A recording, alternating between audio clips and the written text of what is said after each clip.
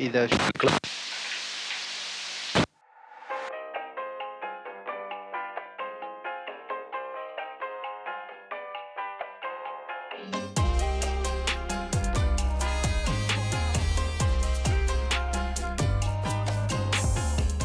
Thanks for joining us for another edition of the Block Talk podcast. I'm your host, Erica Hall. In this episode, we're going to dive into the topic of Latinx Heritage Month. Today, you'll learn about the term Latinx and hear how we are actively working to grow our connected culture at H&R Block. But first, let's meet the interviewees. Thank you. I am Janet Arellano. I'm a district manager for Alana Northwest, and I've been with H&R Block for 8 years in different positions since, let's say, I started as a tax pro until a district manager now. Raul? Hi, yes, I am Raul Magallon. I am a district general manager for the West Los Angeles district in California. And I, just like Janet, started as a tax pro and then as an MTL DGM-IT, and then now a DGM and 14 amazing seasons with H&R Block. Wow. Well, thank you guys so much for joining us today. I really appreciate you taking the time to have a conversation with us about the importance of Latinx Heritage Month. Okay, well, I guess let's just hop right in. For me, anytime I go somewhere like on vacation or something where I'm around a lot of Latinx people, it seems like they're just so alive. There is so much life and color and energy and happiness, and you don't get that in a lot of other cultures. And so I was hoping maybe you could kind of speak to that energy and that joy you get from just being around that culture. Like you said, our energy is really at the forefront of who we are as a Latinx community, where we have a big spirit of community and orgullo, pride, no matter what culture you come from. And then also being able to connect and make those connections with other cultures. Because we all do share some commonality at one point or another. So I think being able to see and acknowledge that. But again, that's how we grow. That's how we grow as a human being, as a person. And that's how we're able to evolve our environments. Mm-hmm. Another thing that I've picked up on is just the importance of family.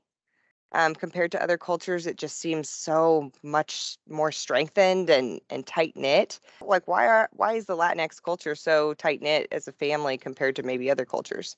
So I think, customarily, first of all, you have to acknowledge that many of the origin countries, it's the government isn't as, I guess, democratic as you would want as in the United States. So first of all, so we learn as a culture that we have to rely on each other as family, as a community, as neighbors, because that is actually your support system in many different countries in the Latinx umbrella. So again, I think it's just a realization that we have to depend on each other. And we know that if we unify as a community, as a family, even as neighbors, because that often happens as well, is they can be your neighbor. After 10 years of being your neighbor, they are now family.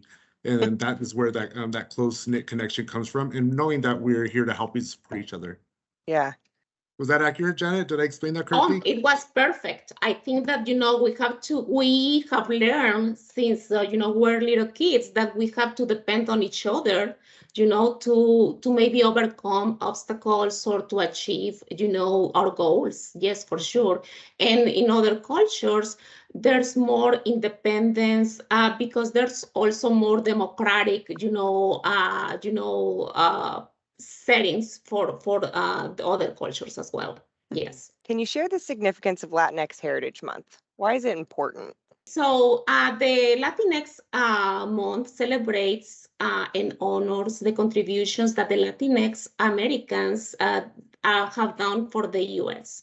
and also celebrates the many cultures from Americans that are either from or have ancestors from Mexico, the Caribbean, Spain, and Central and South America. We've had a lot of accomplishments that sometimes we need to sit back and really celebrate those and acknowledge also all the improvement that we have made so far. As the Latinx umbrella, I mean, we have South American, Mexican, Afro-Latino, and there's a lot of different groups that belong to the Latinx culture. So be able to just know that we are all in this together, and the contributions as a whole that we bring to this country and including this company. So I got a question for you guys that I didn't necessarily prepare you. I was going to ask, so you don't have to answer it if you don't want to, but just out of curiosity, why has there been a move to call it Latinx Heritage Month compared to Hispanic Heritage Month in the past few years? That's very interesting question, because actually several friends have asked me the same question. So what I can say is that, of course, Latinx relates to the to people from Latin America origin or descent, but it's used as a gender neutral alternative to Latina or Latino. And that just makes it more encompassing to, all genders or... Yes, exactly. Okay, that's a great explanation. Thank you for sharing that with me. So, are there things that you guys have found in your experiences that maybe other cultures don't understand about Latinx culture? I think one of the biggest differences is acknowledging that even though we are all under the Latinx umbrella, we are still diverse within ourselves. South American, Mexican, again, Afro-Latino, we have different backgrounds. We do share the same roots, but the thing is, we all have different customs. We have different ways of community and involvement. So I think that just acknowledging the diversity within that is really important. Yes, totally. I would like to say also that instead of suggesting what people from other cultures can do to be a better neighbor, I would encourage Latinx people to show interest in other cultures as well. And of course, to be proud of who you are, continue wearing bright colors, be proud of your accent, embrace other cultures, and be the best neighbor that you can be. So why is it important we're celebrating things like this and distributing it to the whole company? I think this is really crucial, Erica, because what we're doing is we're shedding light on the many different backgrounds and cultures that we have within the company, including different identities. So belonging at Block is exactly what it said. It gives us a place for us all to belong, and also acknowledge that we have associates that come from different backgrounds and identify differently. We also serve clients, and we're in communities that also identify the same way. So really acknowledging that we belong to HR Block and our clients belong with us as well. And it's not only about inclusion. It's not about just that. It's about to belong, to feel that you are part of something bigger than your community. And that's why it's, very important to continue to do so we can continue building the connected culture in our company. I'd like to thank our guests again for the very informative and interesting discussion today. And as always, if you're an associate who wants to learn more about belonging at Block, just head over to their page on AMP. Thanks for listening. Okay, Erica, thank you. And thank you for doing this. This is important to us. Thank you. Thank you.